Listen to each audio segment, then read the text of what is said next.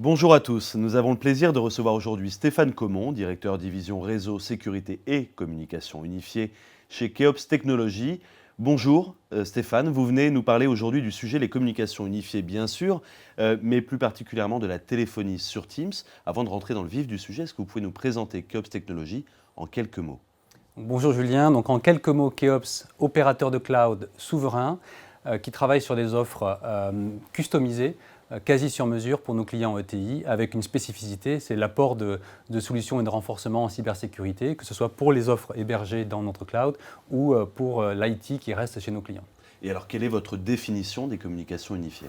Alors, la vraie problématique, on s'en est rendu compte avec le Covid, mais finalement, c'est un héritage du passé. L'ensemble des communications aujourd'hui d'une entreprise repose sur tout un tas de systèmes. La messagerie instantanée, la communication téléphonique, la communication sur téléphone mobile. Tout ça sont des outils de communication et la communication unifiée a vocation à unifier tout ça autour d'un même socle. Où en sont les entreprises aujourd'hui sur la communication unifiée? Alors c'est intéressant parce que finalement ces derniers mois ont démontré les faiblesses de tout un chacun.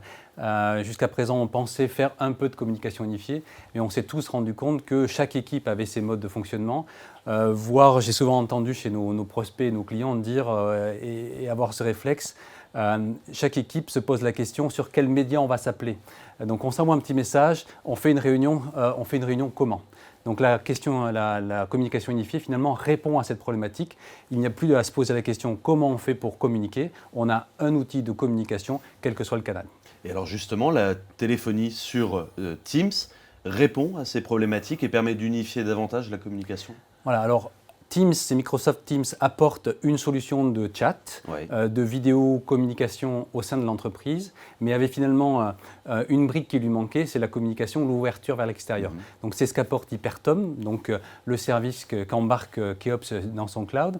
C'est cette capacité de fournir à Microsoft Teams l'interconnexion avec le monde extérieur. Donc on se retrouve avec un outil d'unification des communications, messagerie unifiée, téléphonie classique, vidéophonie, et qui permet aussi de recevoir des appels de l'extérieur, donc sur un mobile par exemple. Et alors comment ça se matérialise pour les collaborateurs de l'entreprise? Ils vont tout retrouver sur une et unique plateforme?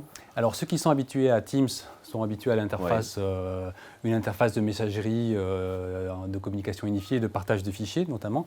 Donc finalement on retrouve un petit onglet avec le pavé numérique de communication. C'est tellement basique que finalement les utilisateurs s'en rendent même plus compte. Et même quand ils reçoivent un appel de l'extérieur sur leur environnement de Teams, ils ne se rendent plus compte des différents médias. C'est juste un appel qui arrive. Mais alors, parce que finalement ça paraît répondre à toutes les problématiques, ça paraît facile, est-ce que c'est facile pour une grande entreprise qui a des milliers de collaborateurs d'aller mettre en place ce moyen de communication? Alors, Teams est encore en devenir en termes de système de téléphonie, donc on ne trouve pas encore la richesse complète des fonctionnalités téléphoniques qu'on trouve sur les gros anciens systèmes, notamment, pour ne pas les citer, mais Alcatel. Donc, ce qui est très facile, c'est de migrer des petites équipes. Donc, une équipe qui a besoin d'un nouveau système de téléphonie ou que ce soit en renouvellement de parc qui est vieillissant ou une nouvelle équipe qui se constitue, c'est très facile de migrer ou de construire cette nouvelle équipe avec du Teams et de l'Hypertom. En revanche, migrer un parc existant, il faut vraiment réfléchir aux usages, voire adapter certains usages. Alors quelles sont les étapes justement pour aller migrer un parc entier? Alors les étapes, c'est finalement comme quand on parle de migration de téléphonie d'un système lambda à un système tiers. Il faut réfléchir au plan de numérotation, réfléchir aux fonctionnalités, aux différents filtrages, aux différents workflows d'appels. Voilà, il faut réfléchir à tout ça. C'est ni plus ni moins qu'un process et un projet de migration de téléphonie, comme on en fait depuis 30 ans, peut-être en téléphonie classique.